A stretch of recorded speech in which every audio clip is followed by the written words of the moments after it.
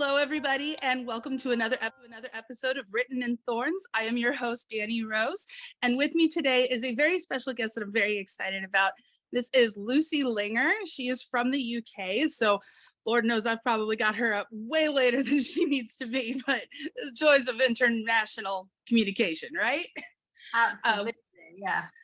I am super excited because one of the things that I've wanted to do with this podcast is explore different realms of writing. I personally am a novelist and a lyricist and a poet, but I do not explore the world of screenwriting, of directing, any of that stuff. Whereas Miss Linger here, I went in, I did my internet stalking and found that somebody's got an IMDb page and all of her works are available. So Lucy, can you tell us a little bit about what got you started as a screenwriter? Yeah, sure. So I started off in theatre a long time ago. So that was my original intro into it. So I set up a theatre company in 2003 and I used to do a little bit of writing, but mainly directing. And then in 2016 I wrote a play and I directed and produced it and it went really well, and one of the audience members had a friend who worked in television and he was like, this needs to be seen by a bigger audience, you know, can I send it to him? So I was like, of course, that sounds brilliant. So the guy read it and it was very theatrical, and so he was like, you know, really, if I start sending it up the line to the executive producers, they're just not really going to get it because it's not written for TV. So being hugely naive, I was just like, oh, I'll just transpose that to screenplay, it'll be super easy. And I say that was 2016, and I've now got such a diverse portfolio, and that screenplay is still the one that I'm trying to make work, because it is so hard to go from stage play to screenplay.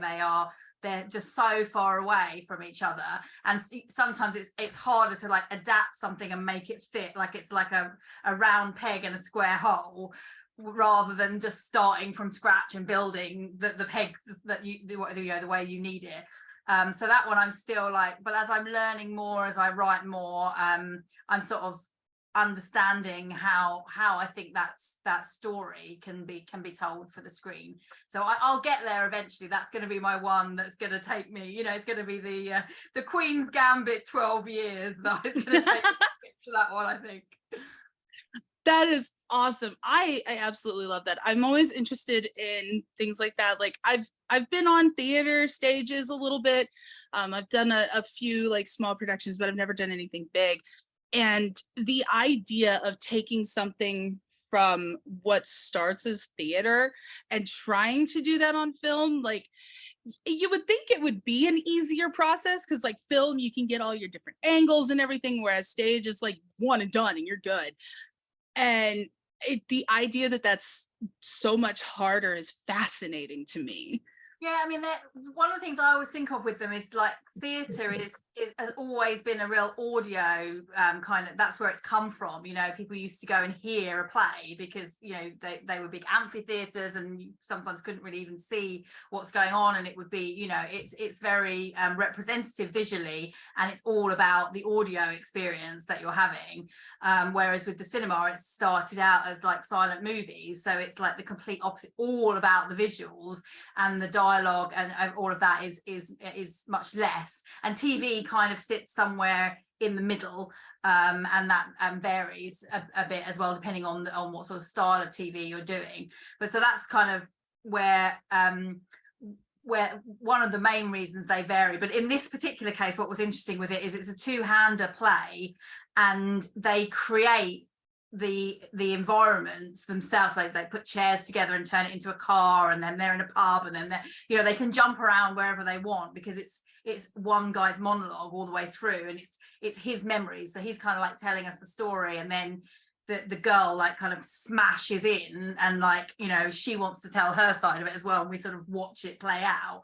And so again, you think, oh, with the screen you can jump from one place to another, but actually the thread of having the narrator, it works in a very different way, and the immediacy of theatre, where you know the characters take you there, they're like, this is where we are, and we all go in our imagination, is very different in film. We, you know, everything we have to, you're literally being taken there, we have to see it all, rather it's much less about our imagination and much more about the visual experience we're having. So it's surprisingly different.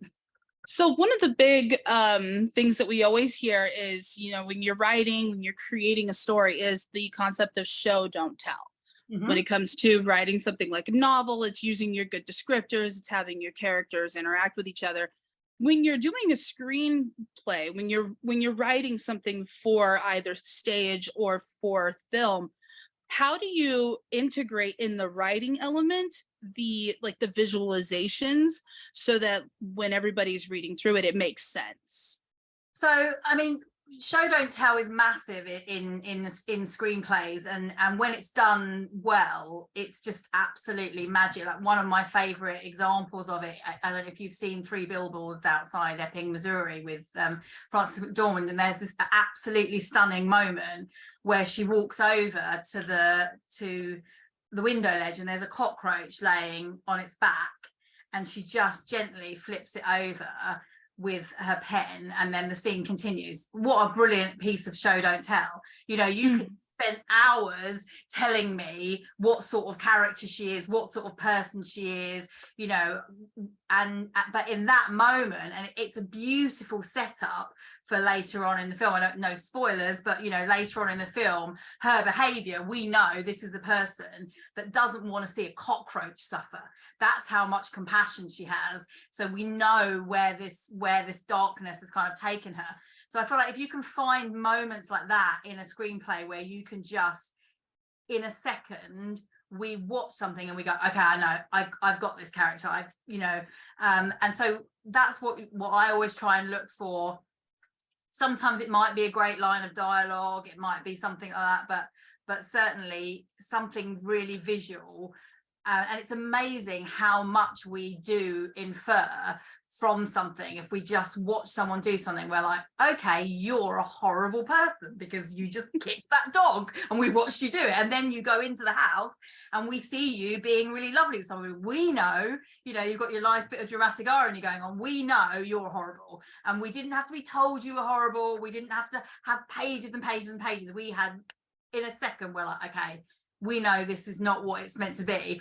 So finding those really visual moments, and I say, if they can be in the action, especially when somebody's on their own, and reveal a bit of character for us, that's the fly on the wall experience that we all want when we're watching TV and films. You know, we know, we get to know the real sort of heart of the character.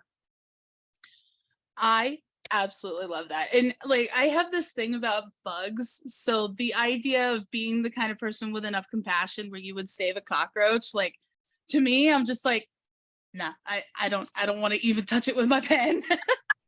So I appreciate that part. So another element that I really wanted to kind of discuss with you is building characters with compassion. You know, you see those little things like that. What's one of the ways that you enjoy developing antagonists for those main characters? I think, and one of the ways that's interesting to find antagonists, I think, is I love to always, when I write something, I always do what I call like a character pass, so that I'm writing it, making sure that I'm covering it from everybody's angle. Because the important thing to remember is that the antagonist is the protagonist for themselves. Like, they have their own goals and their own reasons and motivations for what they're doing.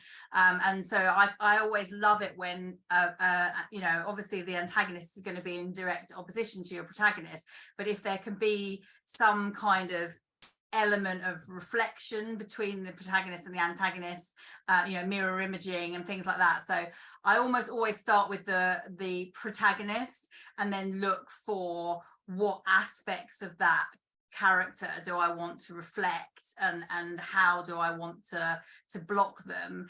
And so once that antagonist is kind of, because that the antagonist has kind of grown out of that protagonist, I then want to make sure I go over my whole story from the antagonist point of view. Like, right, if I was writing it from this character's point of view, and I write quite a lot of rom-com. Quite often in rom-com, the two leads are like both protagonists and antagonists for each other. They're kind of like blocking each other. So that works really well to make sure that you've got, you know, that friction and that tension that's kind of build for the audience and make it like satisfying once they finally, you know, get past it. But yeah, so that's kind of, I mean, I think probably down the road I might find that I have like a really great idea from an antagonist, and then I could probably reverse the process.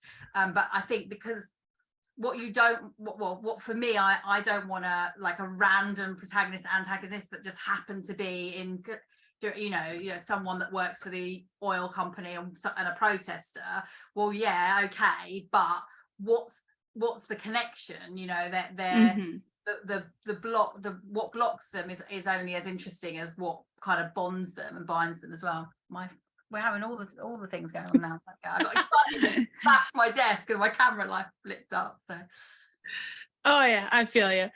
And that's an excellent aspect too, because I find it so interesting, and I'm so much more captivated into stories when there is that common element behind the antagonist and protagonist. You know, if it's something where it's literally just, you know, big corporation versus the little guy, I'm just not as drawn to that. It's the whereas isn't it? That's yes, like the specifics of the stories and of the characters are what draw us in. So you know, I read a lot of scripts as well, because I script edit as well, and I do a bit of mentoring. And one of the things I really find with particularly newer writers is it's like, why this character? Why specifically? Like, oh well, this character would really hate it if their child died. Well, that's true of any parent in the whole world. So you think you've got a story there, but the hook in is kind of not specific enough for us to really know why we're giving up an hour and a half in a film and hours. You know, if you think about something like Breaking Bad, or, you know, The Sopranos, or anything like that, you know, Friends, how long we spend with these characters in our living rooms, like why, you know, it's those specifics, I think, that really hook us in. I agree. Another element that I wanted to discuss with you was kind of building that climax or that apex of a storyline. Sometimes it's more of a slow build. Sometimes it's one of those things where it's like out of nowhere. Which direction do you feel is more effective, and what's your approach to building like that big pivotal moment in your productions and your screenwriting?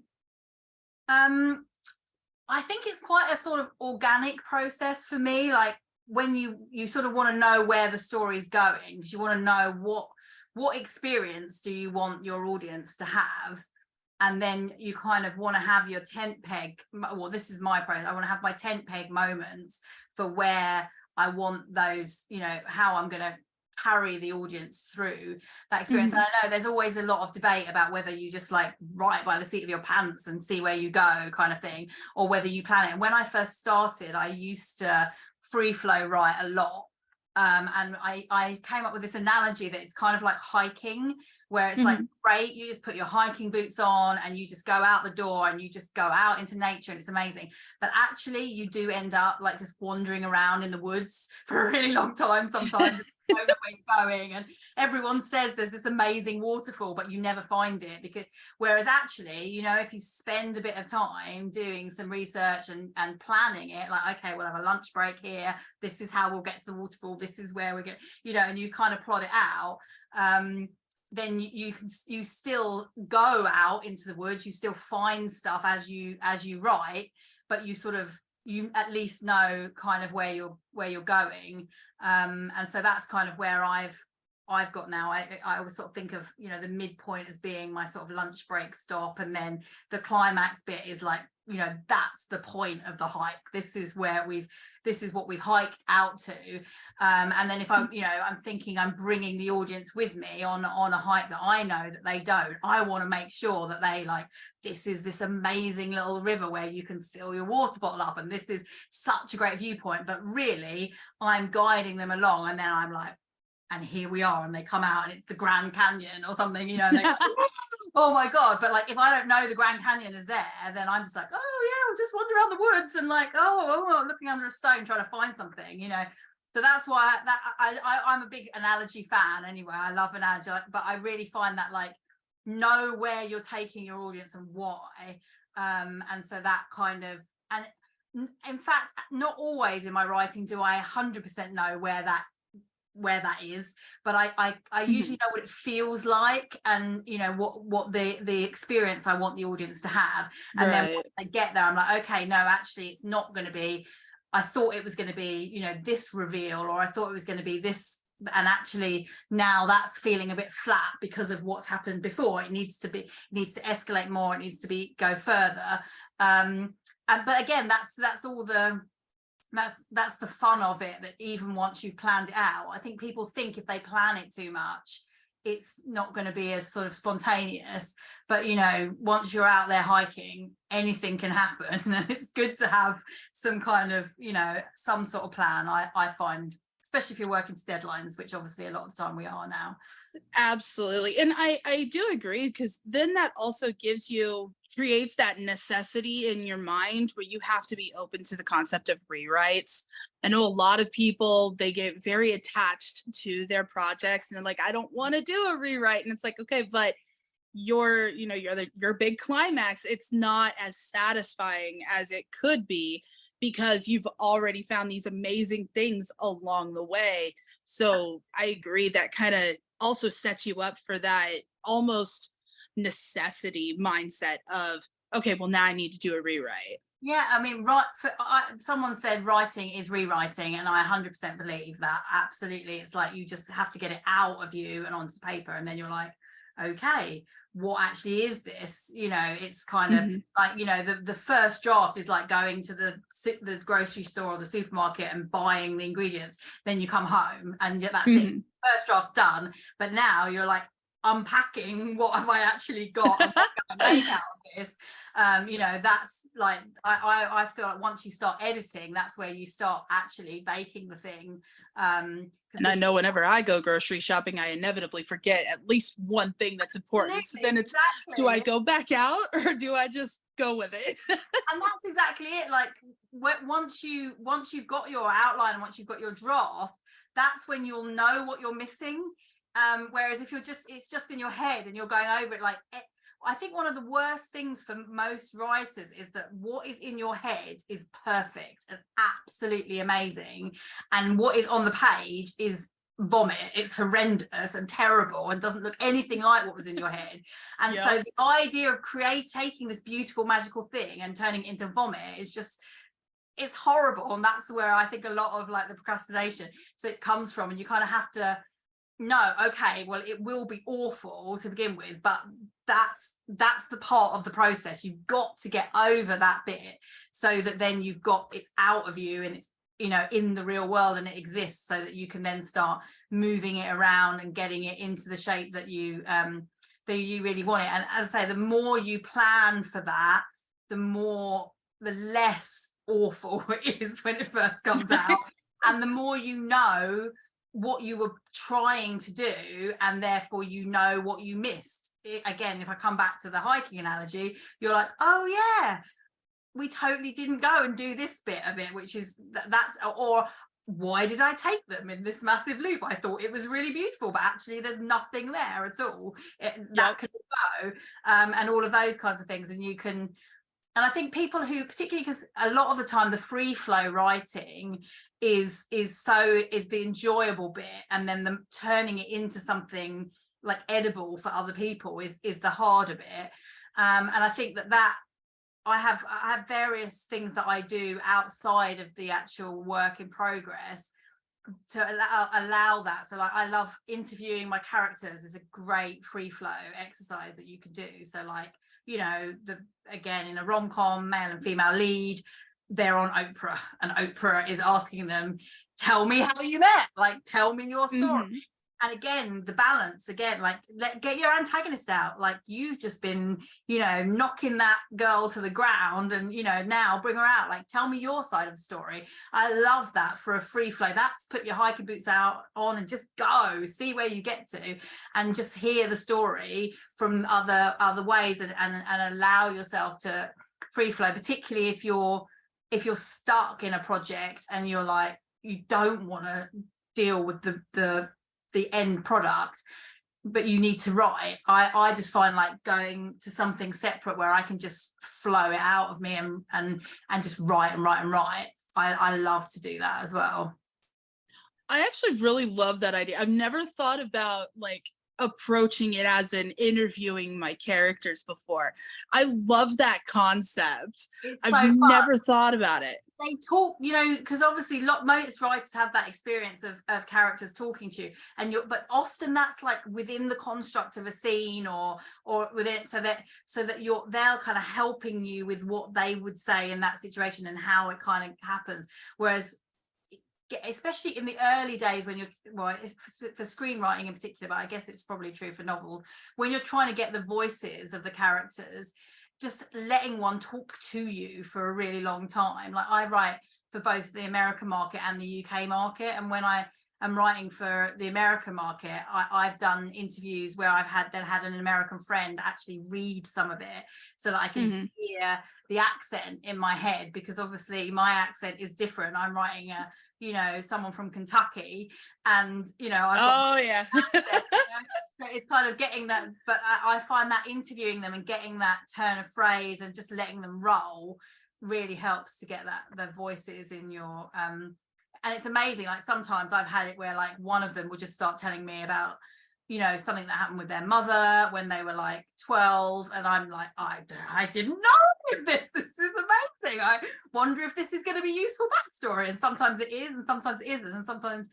you just don't know what you're going to find. So I say that's why I think this whole argument about like, do you just write by the seat of your pants or do you plan it out, I feel like it's a little, for me anyway, it's a bit of a misnomer. Like you do want to do a bit of both, but the end goal needs to be planned. I absolutely love that. And I feel you on the like writing for culture differences. One of the characters in my novel series that I'm working on, he's from Ireland, and that's an area I've never been to. So I actually have a friend who lives in Ireland that I'm constantly bugging, like, hey, what would be this phrase that, like in English American, it means this. What would be like something that you would use in Ireland? And so he'd be like going through all of this with me. And it's hilarious because I grew up in the Midwest and the southern states in the United States. And I fight my natural accent a lot. My natural accent is that thick Kentucky, southern accent. And I fight it so much because I hate it. And so like, you mentioned Kentucky, and all I hear is my grandpa in the background yelling at me, good Lord willing and the creek don't rise. Like, that's all I hear. Well, I co-write with a guy who's from Kentucky. We've got 2 scripts that are set in Kentucky, and it's been great fun. I've only ever been once for like 3 days. We went to the Kentucky Derby when my brother-in-law nice. He was living and studying in Chicago, and we did like a road trip down.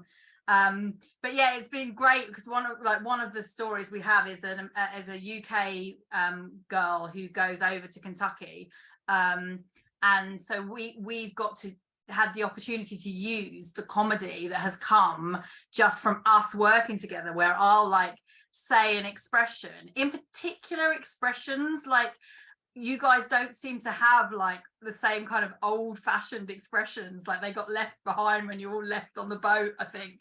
And absolutely. And I'll say something and he's like, what does that mean? And like sometimes he'll just burst out laughing and I'm like, oh my God, what did I say this time? Like and so what we were able to do is like put a lot of that into the script. And then a lot of that comedy comes through of like, you know, they're talking the same language, but are they really? If one of them's Right. talking English and one of them's talking American English, there's just like so many areas where you can just like, you know, make mistakes. Like, you know, the grandmother in it, she asks, you know, when the girl stays overnight, and she asks her if she found clean pants the next day, and obviously in the UK this would be this woman asking her whether she like has she got clean underpants on in front of everybody, whereas actually she meant like just trousers is what, you know, we would call them over here. So it like makes this really like lovely comical uncomfortable scene at the breakfast table. I'm sorry, my dog is chewing on a bottle and I'm trying to get it away from her. I don't know how, but so I have a Weimaraner for a pet. And somehow, no matter what I do, every time I get on a phone call or I do an interview or something, she finds a hidden stash of plastic bottles. I don't know where they are. I have scoured my house multiple times. She inevitably finds one and feels the need to play fetch with said plastic bottle while I'm doing something. She knows every time. She knows it's going to get your attention. She's a clever girl. She's a clever girl. Absolutely. I should have named her Blue. My kid wanted to name her Blue after the dinosaur from Jurassic World. He's obsessed with dinosaurs. And her name was already Bella. So like we didn't want to change it because she was used to that name. Bella. Nice. Both have a pet with the same name. Oh man, I love it. But so circling back around away from the dog. So speaking of like humor and comedy, there's always this idea and this mindset that I see a lot of you have to have the right timing for comedy. And it's always kind of subjective when you're writing like novels and whatnot, because the comedy can be completely on how you interpret it and you read it. Whereas when you're watching somebody play it out, it is what it is. So how do you approach writing good comedic timing? Yeah, it is tricky, and it's always really encouraging when people say they've laughed during your scripts, and when I've laughed reading other people's scripts, because actually it's much harder to make people laugh on the page in the scripts. And so often when people say, oh, it was really funny, actually what you mean is I was mildly amused while I was reading it. So when you actually get something where you like properly laugh out loud, like that is golden, and it is really, really hard to do it. I think, you know, it's often about how you construct the scene, how well people know the characters. So if you've got, I find often that the comedy grows throughout the script once the reader, or once if I'm reading someone else's script, once I've got those characters' voices in my head, then I can start, you know, you start to get their kind of tone of phrase. And obviously it depends whether you're talking about like a great comic line, which can sometimes just be an epic comeback, and it's like no matter how you read that is going to be brilliant, or whether it's a piece of action, you know. And that's what, if you think about something like Friends, you know, I always think David Schwimmer is never really given as much credit for what an amazing clown he is. Like he is a full-on clown. Like some of his physicality, like there's one bit in the Bruce Willis episode where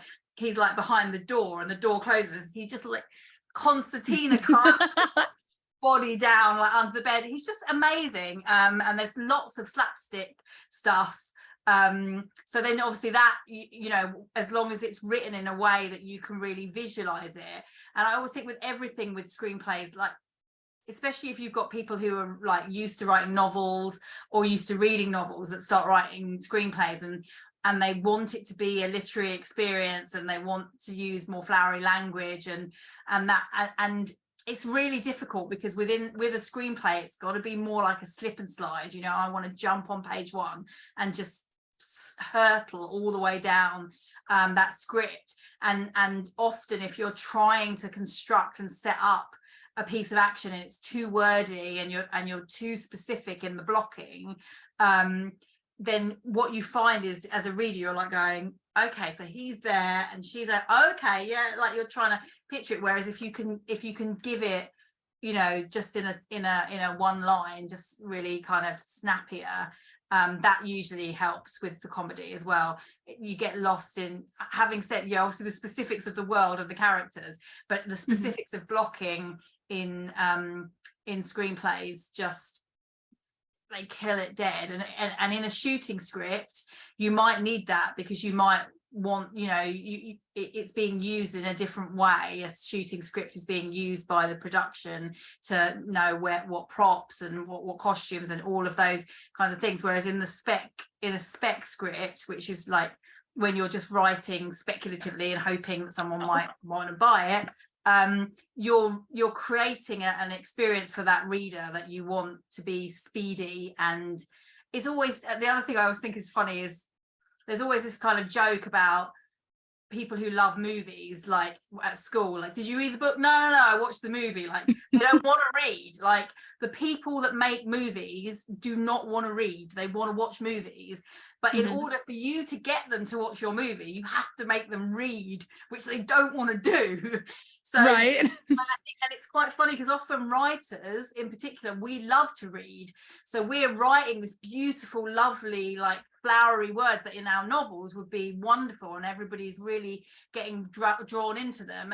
And somebody who, you know, an executive who's like literally reading this in the car going somewhere because they've got no time and they don't want to read.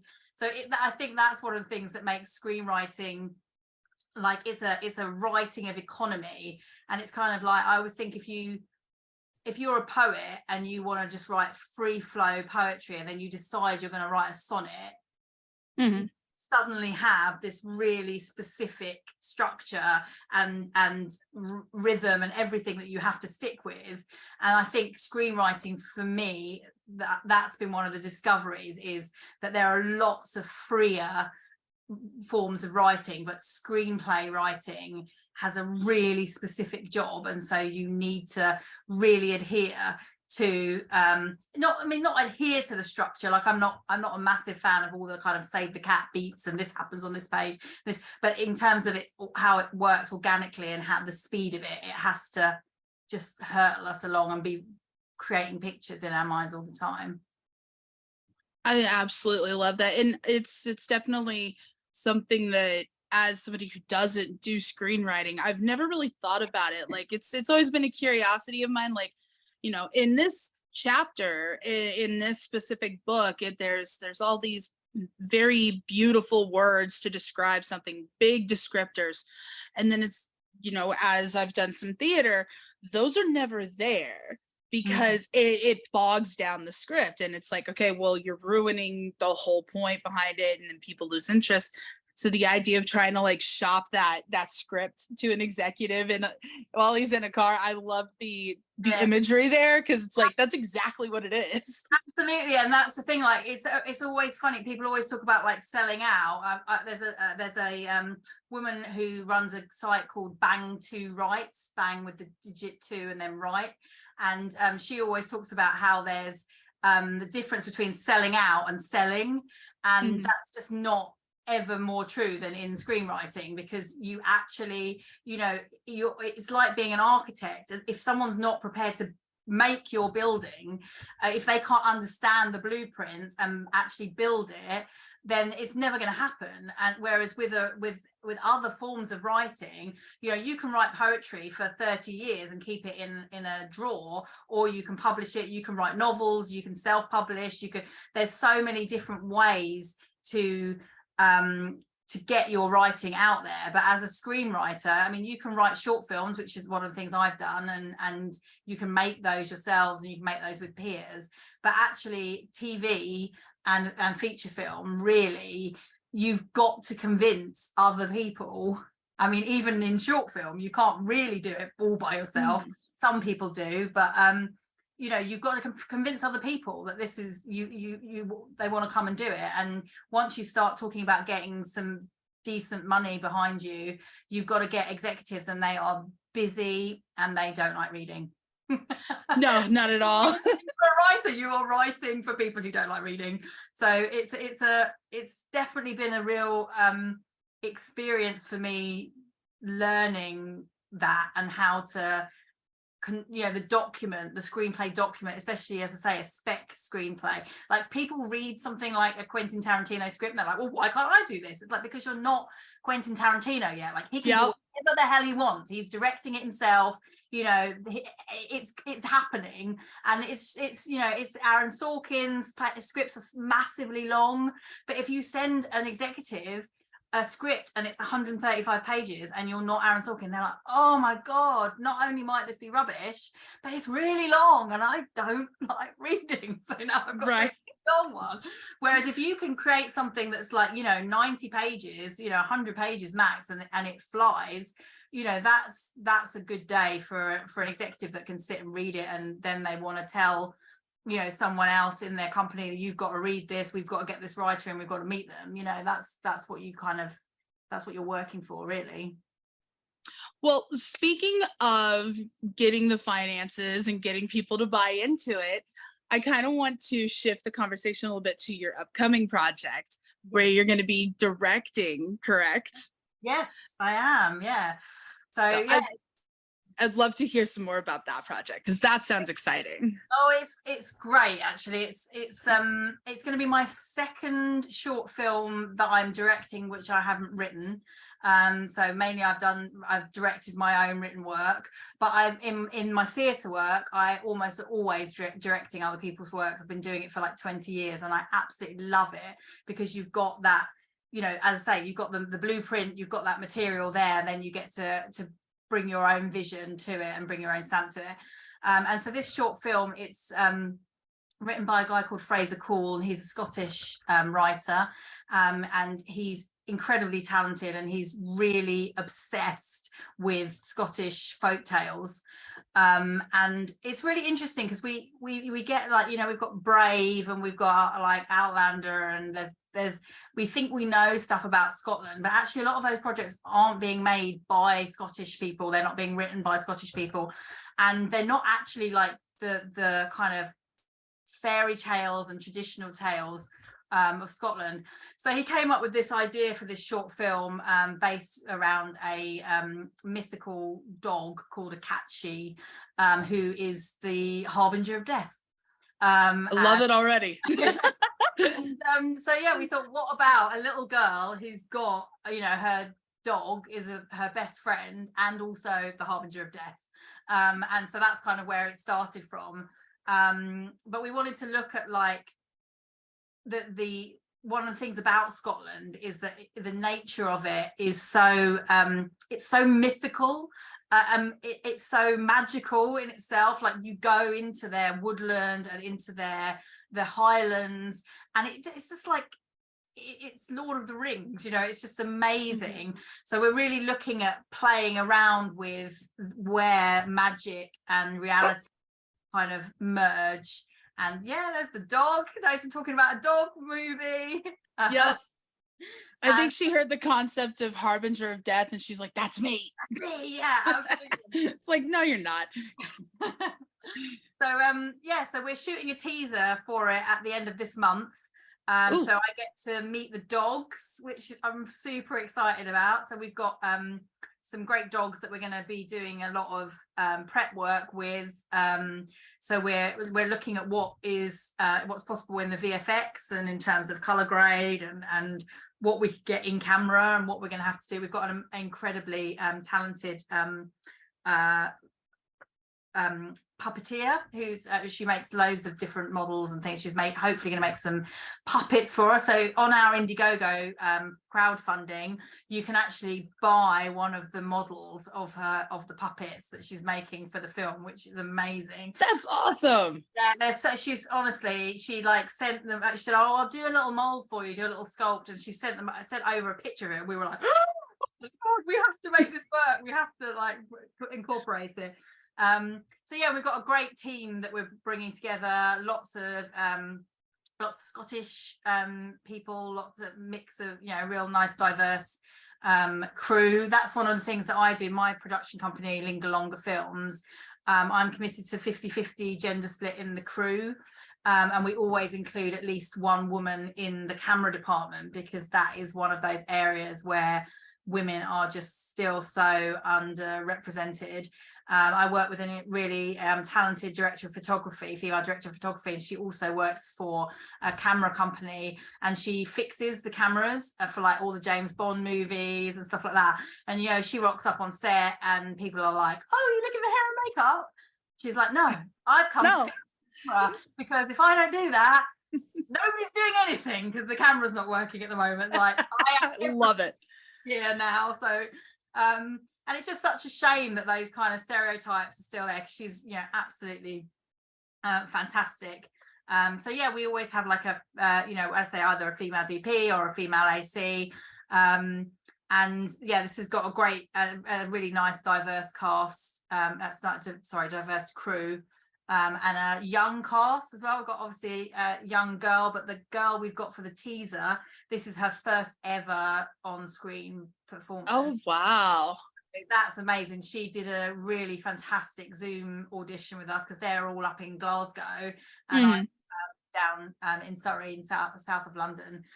So we did a Zoom interview with her audition, and she was just amazing. I mean, that's a hard thing to do, to just suddenly, you know, like go into character on Zoom with people, with her mum sitting next to her, kind of thing. She was just brilliant. And then I redirected her, and she took the direction on board so quickly and really went for it. So I'm really excited to work with her and give her hopefully a really good first on camera kind of experience.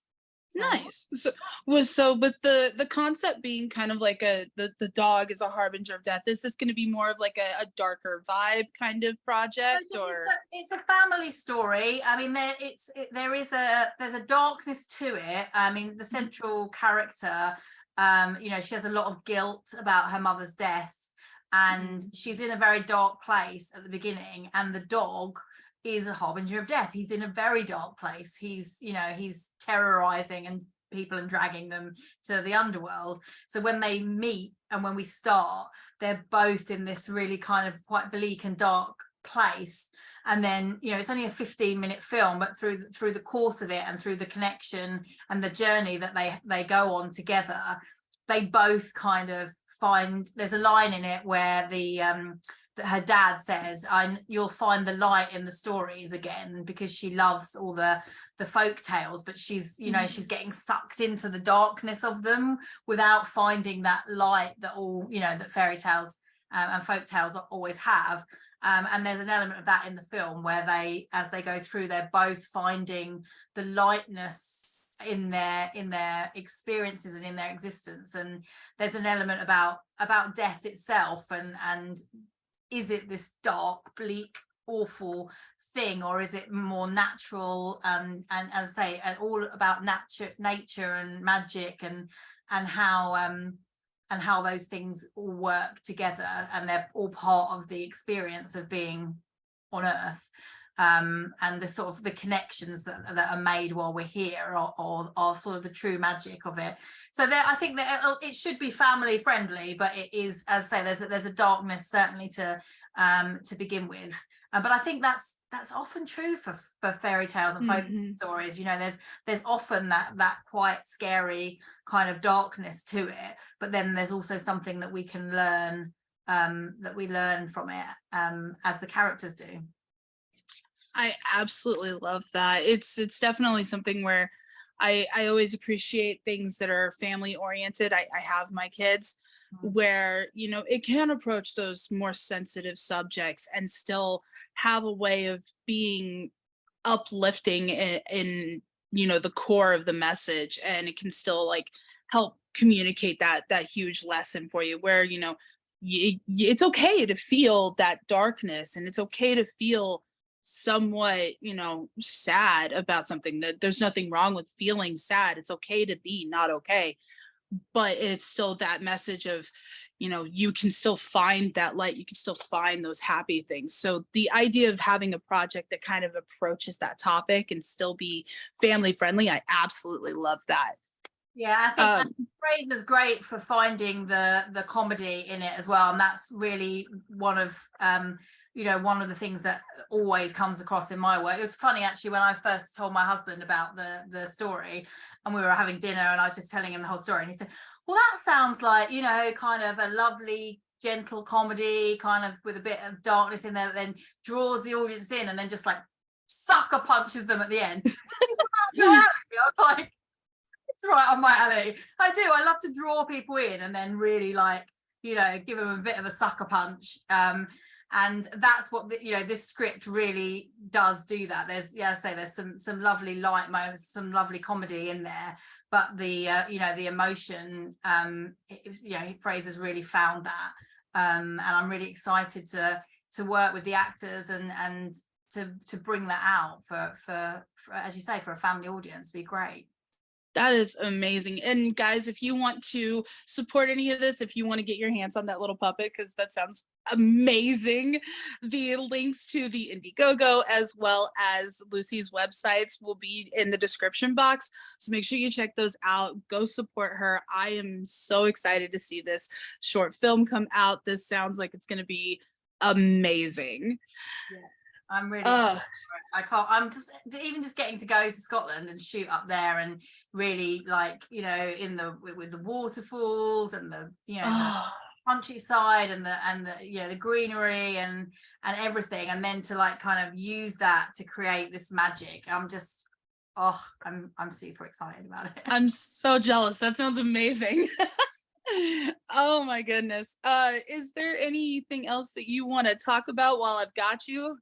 I suppose the only other thing I would say while you're here is something I always like to talk a little bit about, is just about for creatives, is just about mental health, and the fact that when we're writing, we really need to take care of ourselves, and it's people don't really understand and realize always, I don't think, where you've got to kind of go for your to get your writing. Someone I once said, you just sit at the typewriter and bleed, and there is an aspect of that. I think it can be quite difficult. So that's the only other thing I would like to say, is just if you're writing and you're doing creative things, be aware that that's punching you about a little bit mentally, and make sure you've got your meditation and you've got your stuff that's helping you to support you in what's quite a kind of emotionally draining job that we're doing. We're literally creating emotion and real life characters out of nothing, and to connect with other people. So that's, other than that, I can't think of anything else. I'm actually really glad you brought that up. I'm a huge advocate for mental health. I've always been very adamant on all of those things. Lord knows I've struggled with my own mental health. And again, if any of you listening are struggling with anything, please seek a professional. I'll also have links in the description. If you need any help, definitely be sure to reach out. Be aware, because we are, as a community, we're creatives, we're sensitive souls, and we need to be. We need to be overthinkers, and we need to be, super analyzing everything, because that's how we do our job. But the flip side of that is we often are anxious, and we have higher rates of depression and all of those kinds of things. So be aware that it's part of your tools of your trade is if you're gonna go out and do a job where you have to be really physically fit, you need to be making sure that you're training and keeping yourself safe in that way. And we have to be really mentally and emotionally fit for our jobs. So we need to take extra special care of ourselves. So make sure we're all doing that.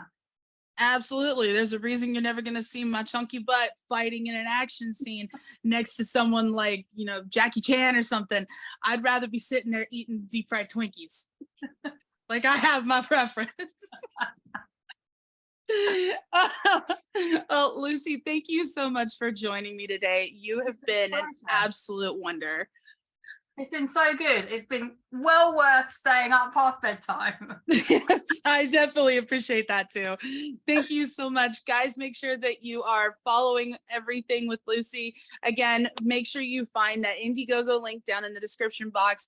donate to the campaign for this short film. I'm so excited to see this. Thank you so much for being here. Have a great rest of your day, guys.